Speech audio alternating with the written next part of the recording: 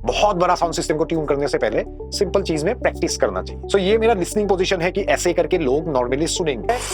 फिर से मैं डिले फाइंड करूं बिकॉज अभी डिस्टेंस बदल गया, देखो इंपल्स आगे आ गया। कुछ इस एरिया में मैं देख रहा हूं कि शुरू हो रहा है इसका ओवरलैप। ओके, सो बहुत लोग पूछते रहते हैं कि सर एक स्मार्ट का वीडियो दिखाओ।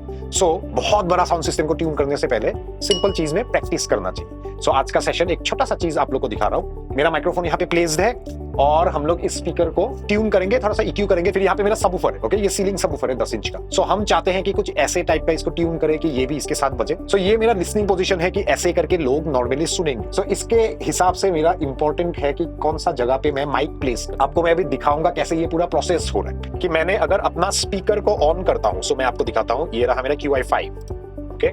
सो अनम्यूट, ये QI5 का रेस्पॉन्स आया, ओके। सो अभी देखो, अब जब मैं माइक को और पास करता हूं,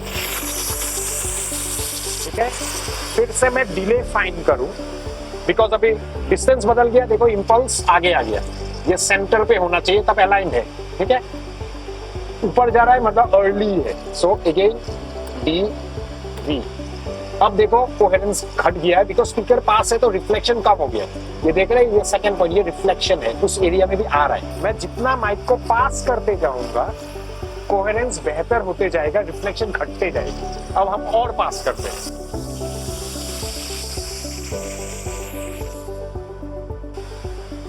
अब देखते हैं, देख रहे हैं, फिर से आगे चला गया, मतलब साउंड बिकॉज माइक पास आ रहा है तो साउंड जल्दी पहुंच रहा है। सो फेस मैग्नीट्यूड, अब देखिए कोहेरेंस नहीं है बिकॉज माइक पास में है। रियल लाइफ सिनेरियो में कोई तो कान लगा के सुनेगा नहीं, दूर से सुनेगा। सो हमें कोहेरेंस को कंसीडर करके ही काम करना पड़ेगा, ओके। अब ये मेरे कान के हाइट पे है लिसनिंग पोजीशन कि मैं यहां से सुनूंगा, ओके, और सबवूफर यहां। सो आप अगर देखेंगे यहां से ये पोजीशन और यहां से वो, तो सबवूफर पास है। तो डिले थोड़ा सा पीछे चला गया। आपको याद है पहले आगे आ रहा था, अब पीछे। अब देखो ये और एक रिफ्लेक्शन बढ़ गया है, कोहेरेंस डी कोहेरेंस लेकिन अभी है। सो मैंने एक क्लोज ऑलरेडी QI5 का लिया था। सो मुझे पता है कि QI5 ऐसा दिखना चाहिए, लेकिन बिकॉज अभी कोहेरेंस है वो ऐसा दिख रहा है, ओके। सो जैसे इस एरिया में बहुत कोहेरेंस है, मैं इसको ट्रस्ट नहीं कर सकता। बट रियल लाइफ में तो मैं रिफ्लेक्शन के साथ ही, ऐसा नहीं हो सकता कि हर जगह अलाइन होगा और आपको मजा आएगा। सो अभी मेरा इस पोजीशन पे ही मैं अलाइन करूंगा, ओके। सो पहला चीज क्या करूंगा, मैं कोहेरेंस को अभी के लिए रहने देते हैं बिकॉज मुझे पता है रिफ्लेक्शन क्या है, ओके।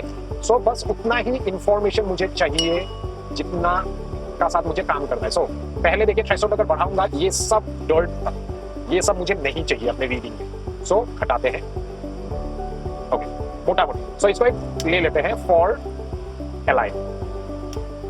अब म्यूट और सबवूफर को ऑन करते हैं। ये आया सबवूफर।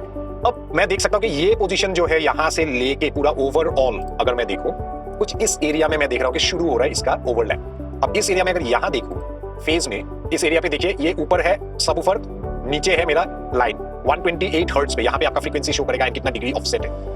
सो यहाँ पे अगर मैं देखूं आपका अराउंड 115। सो पहले आपको बोला था सबवूफर पास है, स्पीकर दूर। अब इस पोजीशन पे मैं देख सकता हूं कि ये ग्रीन है सबवूफर ऊपर, अप मतलब अर्ली, राइट, और ये मेरा नीचे हो गया टॉप, ओके। सो 124। सो अभी हम लोग सबवूफर में डिले डाल के देखते हैं। सो डिले, ये हो गया मेरा सबवूफर 2 मिलीसेकंड, और आप देख सकते हैं ये मूवमेंट शुरू हो गया है, करेक्ट। ये एग्जैक्टली दोनों अलाइन होगा मोटा मोटी। So this is good enough इस रूम के लिए। अगर मैंने इसको 3.7 किया, ओके, सो इस रूम के लिए अलाइंड है ये हमेशा। और एक चीज है कि आपको वेरीफाई करना होता है आपका अलाइनमेंट प्रोसेस। अभी मैंने फिर से डिले ऑफ कर दिया है और मैंने स्पीकर और टॉप को एक साथ बजा के पहले चेक करना है कि डिले से पहले क्या था, डिले के बाद क्या है। और ये हो गया मेरा फुल रेंज। अब सबवूफर और टॉप एक साथ काम करें, correct. Space, all system, no delay. अब मैं डिले ऑन करूंगा सबवूफर का, और आप देख सकते हैं ये रहा रिकवरी यहाँ पे, ओके।